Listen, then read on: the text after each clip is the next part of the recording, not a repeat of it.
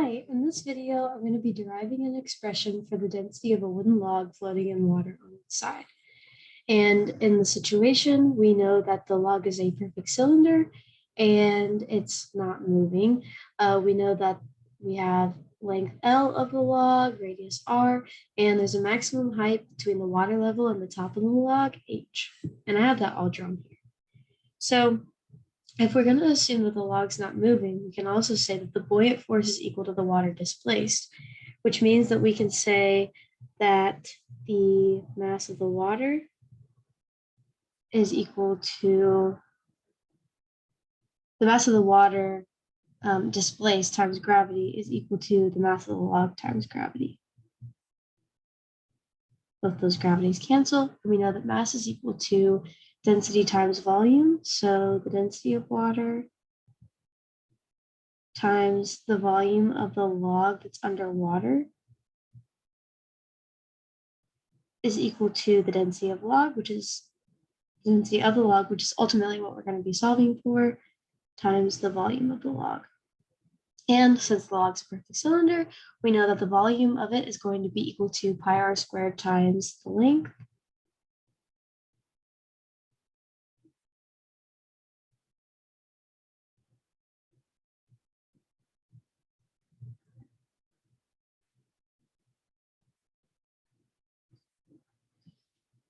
And for the volume of the log, which is what we need to find next, we know that the volume of the log that's underwater, which is equal to the volume of the water displaced, that's going to be equal to the length of the log times that cross-sectional area below the water.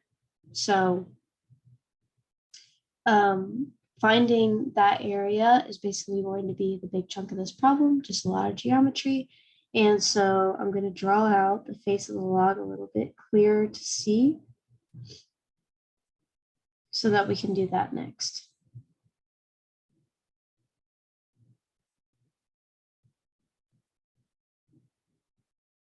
So we can draw a radius into either side of, or either edge touching the edge of the water like I have, because the easiest way to solve this problem is going to be to make triangles. We can also draw a line right here that would be r minus h, because it's basically that radius line minus that height. And I'm also going to label both of these angles theta since they're equal to each other. And the first thing that we're going to do is find the circular sector, so that pi slice that I basically just outlined. So 2 theta over 2 pi times pi r squared is equal to theta times r squared.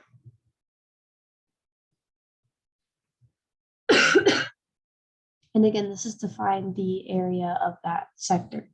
So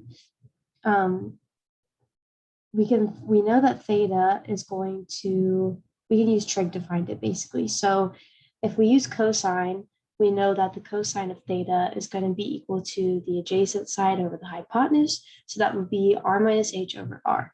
And that being said, theta would be equal to the inverse of cosine of r minus h over r. And that means that the area of the circular sector is going to be r squared times this, since our area is theta r squared. So r squared inverse cosine of r minus h over r. So now we just need to subtract that top part since we have the whole sector. We just want to know what the area of that top part is up here. If I were to draw it out and shade it. That way we can subtract it from the entire area of the face, therefore leaving us with the cross-sectional area that we need to solve the problem. So I'm going to draw out these triangles a little bit easier to see.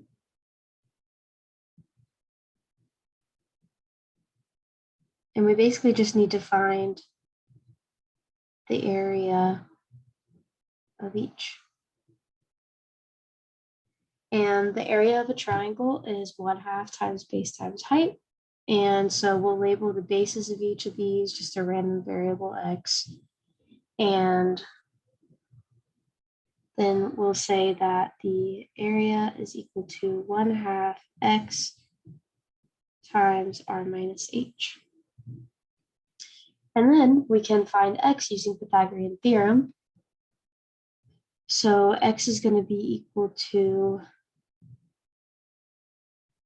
the square root of the other two sides squared. So the square root of r squared minus r minus h squared, which simplifies, let me write it down here, it simplifies to the square root of 2rh minus h squared. So then we can plug that back into our area of the triangle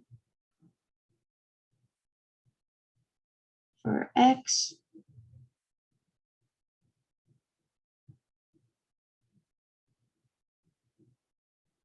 And since we have two identical triangles, we can basically just multiply this by 2 and cancel out that half. And so now we can subtract this value, this area value, from the area of the circular sector to find just that, have a value or an expression for just that top piece. So the area of that top piece is going to be, just draw it like this.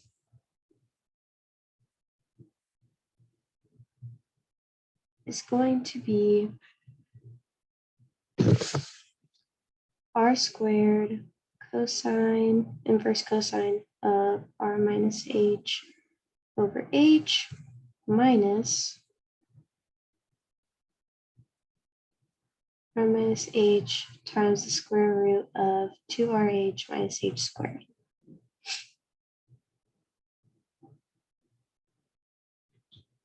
Okay. So now we want to find the area below the water. So we have that top part, and now we want the big bottom part.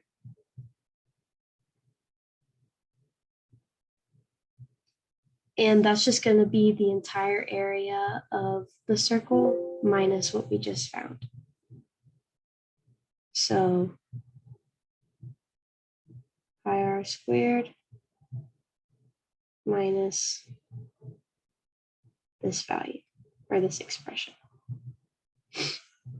Okay. So now we have an expression for the area, that cross-sectional area that we need to solve for density. So all we have to do now is plug it back into our original equation and rearrange for the density of the log. So the density of water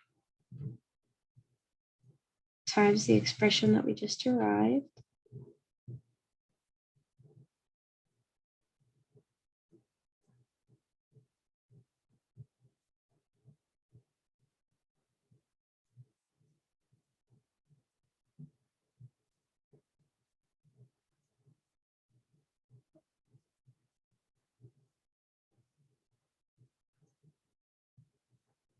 times length is equal to the density of the log, pi r squared times length. Those things cancel out. And finally, the density of the log is equal to the density of water times the cross-sectional area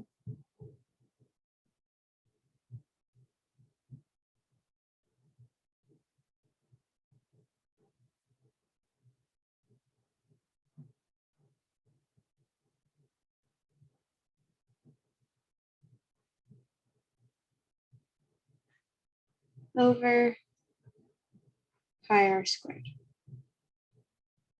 And there we have the expression for the density of the log in terms of radius r, height h, and the density of water. Thank you for watching.